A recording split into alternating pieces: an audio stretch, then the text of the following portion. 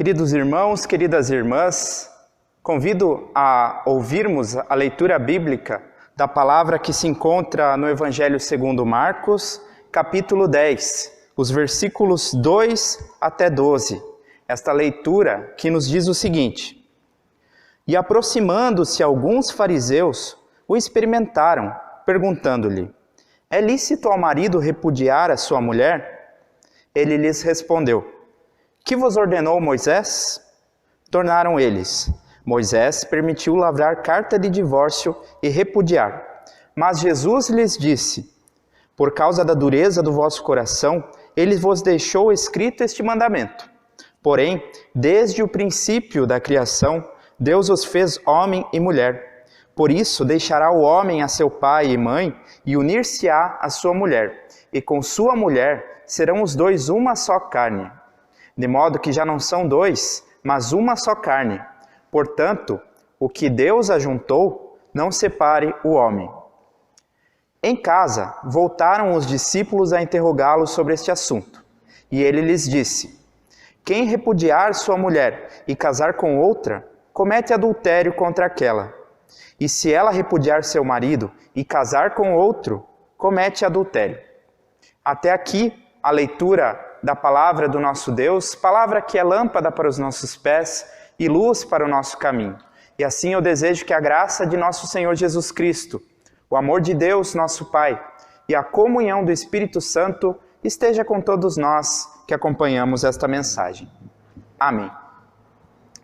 Queridos irmãos e irmãs, vocês já ouviram falar alguma vez em brechas na lei? O que são brechas na lei? Brechas são coisas que a lei diz ou coisas nas quais a lei se omite, que permitem, de certa forma, que uma pessoa se utilize de algum artifício para que dentro da lei, agindo dentro daquilo que a letra da lei determina, ela faça algo que vá contra o espírito da própria lei. É como uma pessoa que age dentro da lei, mas aquilo que ela está fazendo é errado, é antiético, é imoral. Nos tempos de Jesus Cristo, muitas pessoas encontravam brechas na lei. Os estudiosos da lei, homens zelosos da lei, como eram os fariseus que interrogaram Jesus Cristo aqui nesse texto, conheciam muito bem a lei vigente na época, ou seja, a lei de Moisés, que consta no nosso Antigo Testamento. E conhecendo muito bem essa lei, muitas vezes eles se apegavam a pequenas determinações escritas e agiam de forma totalmente contrária ao espírito, à vontade da própria lei. Um exemplo disso aparece aqui nessa discussão entre os fariseus e Jesus Cristo. A lei de Moisés, isso está escrito lá no livro de Deuteronômio, capítulo 24, essa lei permitia que em certos casos o homem repudiasse, ou seja, o homem se divorciasse de sua esposa se encontrasse nela algo de indecente. O que quer dizer encontrar na sua esposa algo de indecente?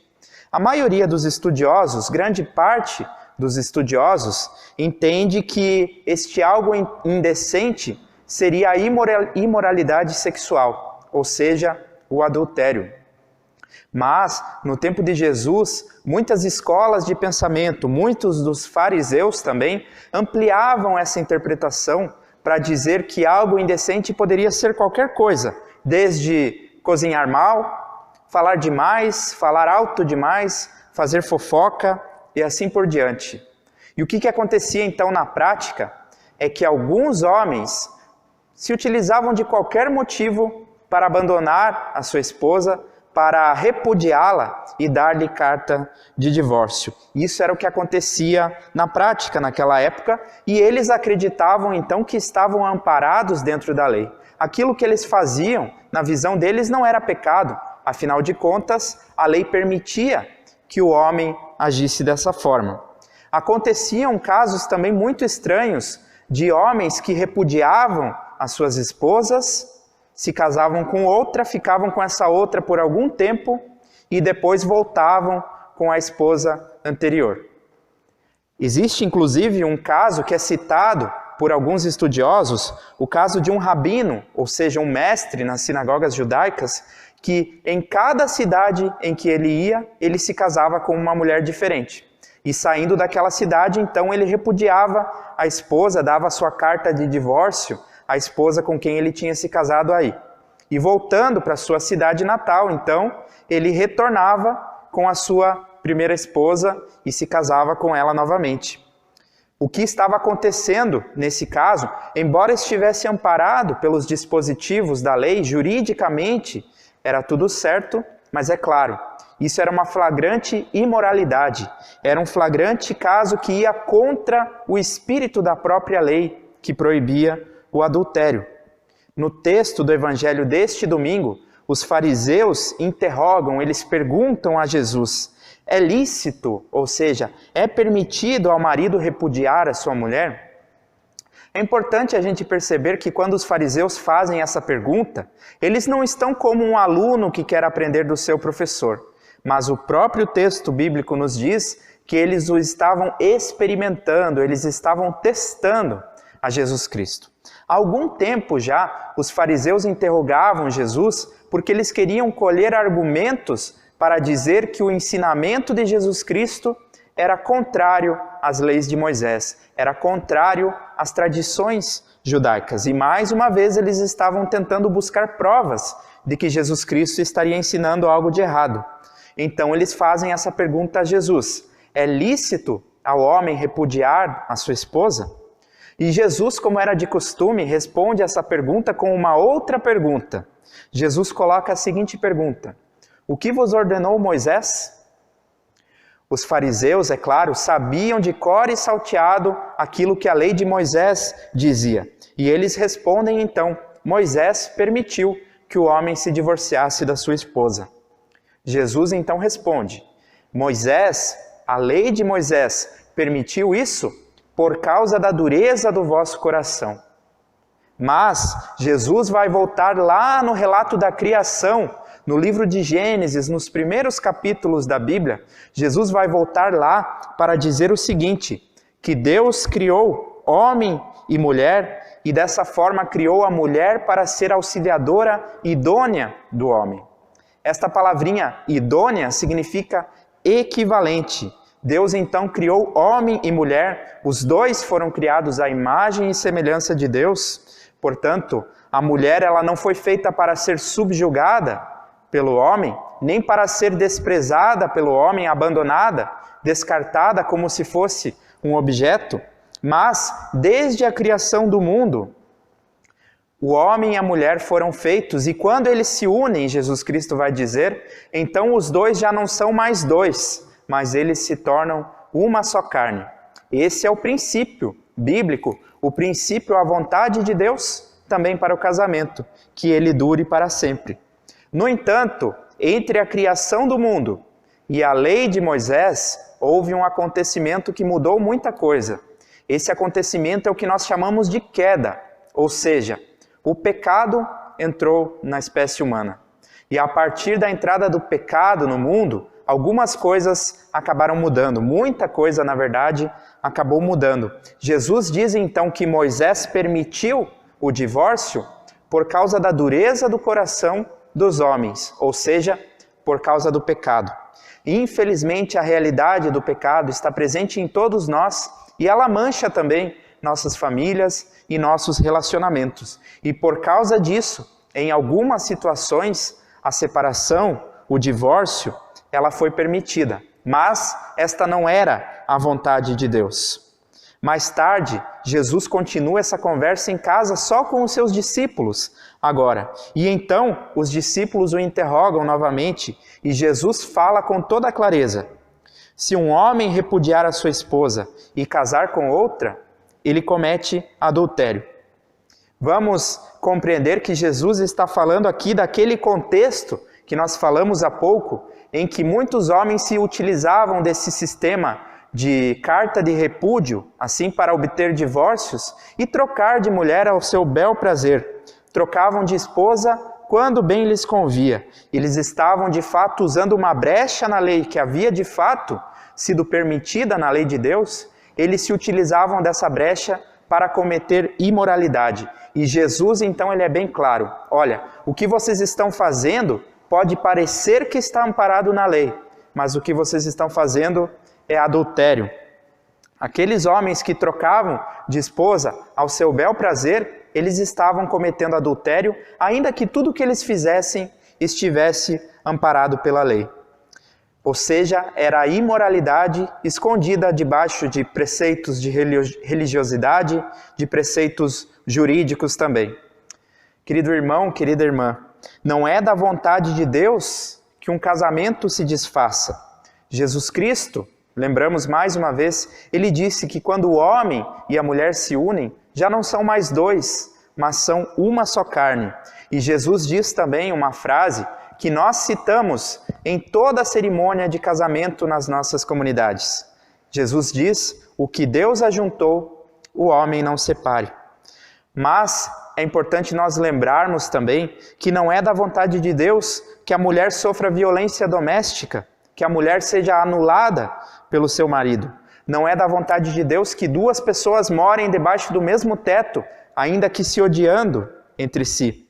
Não é da vontade de Deus que um dos cônjuges humilhe o outro com traição, com adultério, repetidas vezes. Não é da vontade de Deus que um dos dois seja abandonado, fique abandonado pelo outro. E em alguns casos, então, por causa do pecado do ser humano, por causa da dureza dos nossos corações, pode ser que o divórcio venha a ser a única saída. Isso é possível, mas não é o ideal.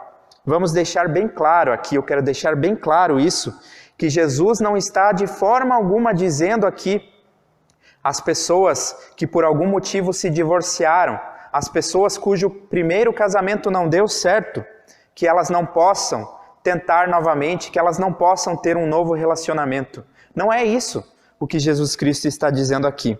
O que Jesus está criticando aqui é aquela situação em que homens se utilizavam dessa brecha das cartas de divórcio para trocar de esposa por onde quer que eles fossem. Eles estavam se utilizando de uma brecha na lei para cometer a maior imoralidade, para cometer o adultério. De fato, Deus quer que o casamento dure até a morte. E por isso nós dizemos que o homem não separe aquilo que Deus uniu.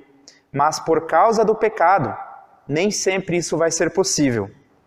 Mas a graça de Deus se sobrepõe a tudo isso. A graça, o perdão de Deus se sobrepõe também aos nossos fracassos na família, no casamento. E permite que a gente reconstrua também a nossa vida quando necessário. Mas nós não podemos fazer uso dessa graça como sendo uma graça barata.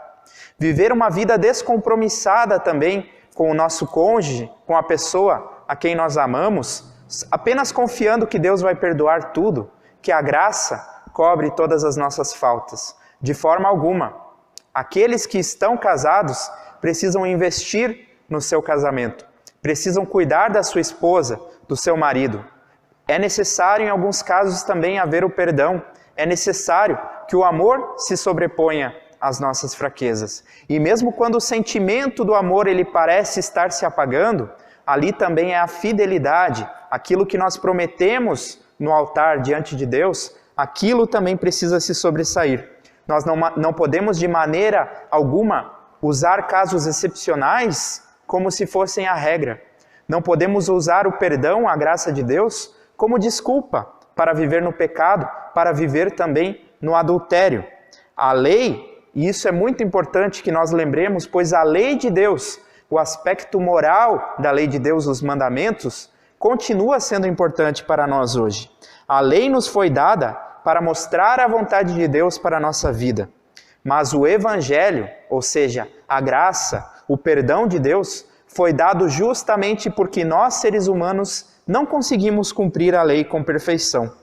E por isso, meu querido irmão, querida irmã, não usemos nós a lei de Deus para apontar o dedo de forma moralista para os outros. Mas também não vamos usar o Evangelho de Deus, a graça de Deus, como desculpa para viver no pecado, para viver de maneira descompromissada, para viver de maneira irresponsável. E isso vale independente de nós sermos ou não casados. Isso vale para qualquer tipo de relacionamento entre os seres humanos. Família, amizades, relacionamentos no trabalho, assim por diante. Os nossos relacionamentos, quando olhamos da perspectiva de Deus, nós não precisamos encarar como fardos, não precisamos encarar como leis, como se fosse algo penoso, a fidelidade também dentro do casamento. Mas pelo contrário, é uma dádiva, é uma graça que Deus nos dá. Assim como Deus presenteou Adão com uma auxiliadora idônea, com Eva, com uma pessoa equivalente a ele, ou seja, do mesmo valor que ele. A mulher não é inferior ao homem e nem superior, mas ambos são equivalentes. Quando nós compreendemos isso, à luz da palavra de Deus, aí nós vamos entender os nossos relacionamentos, também o nosso relacionamento matrimonial, como sendo uma bênção, uma dádiva do nosso Deus. Mas não somente esse tipo de relacionamento. Qualquer relacionamento que nós tenhamos uns com os outros na vida vai ser olhado a partir da perspectiva dessa graça. Se nós estamos de fato debaixo da graça, debaixo do perdão de Deus, nós não olhamos mais para a lei de Deus como algo penoso e consequentemente procurando nela brechas para nos dar licença para fazer o que é errado, para viver no pecado. Mas nós vamos olhar para a lei de Deus como um espelho, sim, que nos mostra o quanto nós somos pecadores, mas também como uma luz que nos mostra, que nos ilumina o caminho por onde devemos andar. Assim, as coisas não devem ser um fardo para quem é cristão, mas deve ser uma alegria ter a lei de Deus como orientação para a nossa vida. Que Deus perdoe, que a sua graça cubra todos os nossos erros, os fracassos que todos nós acumulamos na vida, e que Ele nos ilumine também com a sua palavra, para que nós possamos viver uma vida diferente, uma vida em gratidão, em responsabilidade, em compromisso diante de Deus e uns dos outros. E assim a paz de Deus, que excede a todo o nosso entendimento, que essa paz guarde as nossas mentes e os nossos corações em Cristo Jesus. Amém. Eu convido a nós todos a orarmos a oração dominical, a oração que Jesus Cristo nos ensinou. E ao orarmos essa oração, eu quero também que cada um de nós peça por nossos familiares, por nossos amigos, por nossa comunidade, em especial aqueles que sofrem, e que Deus também abençoe as nossas famílias, os nossos casamentos, e assim que nós todos possamos ser iluminados pela palavra de Deus. Vamos juntos orar a oração do Pai Nosso. Pai nosso que estás nos céus, santificado seja o teu nome. Venha o teu reino. Seja feita a tua vontade, assim na terra como no céu. O pão nosso de cada dia nos dá hoje, e perdoa-nos as nossas dívidas, assim como nós também perdoamos aos nossos devedores. E não nos deixes cair em tentação, mas livra-nos do mal, pois teu é o reino, o poder e a glória para sempre. Amém. Meu querido irmão, querida irmã, que o Senhor te abençoe e te guarde. O Senhor faça resplandecer o seu rosto sobre ti e tenha misericórdia de ti. O Senhor sobre ti levante o seu rosto e te dê a sua paz. Sejamos abençoados em nome do Pai, do Filho e do Espírito Santo. Amém. Um abençoado domingo, uma abençoada semana a todos e que Deus cuide, proteja dos nossos relacionamentos, das nossas famílias, da nossa comunidade. Amém.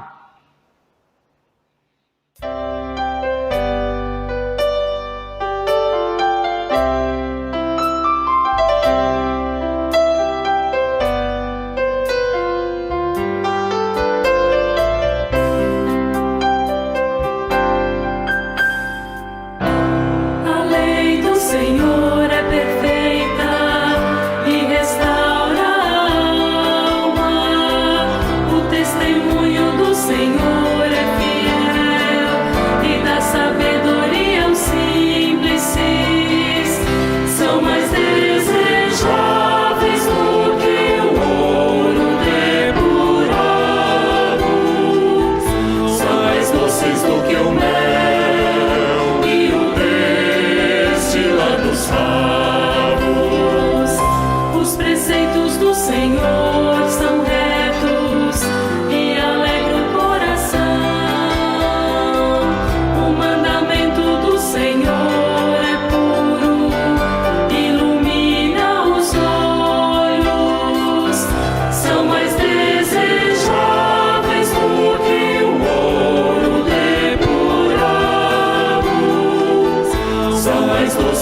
que eu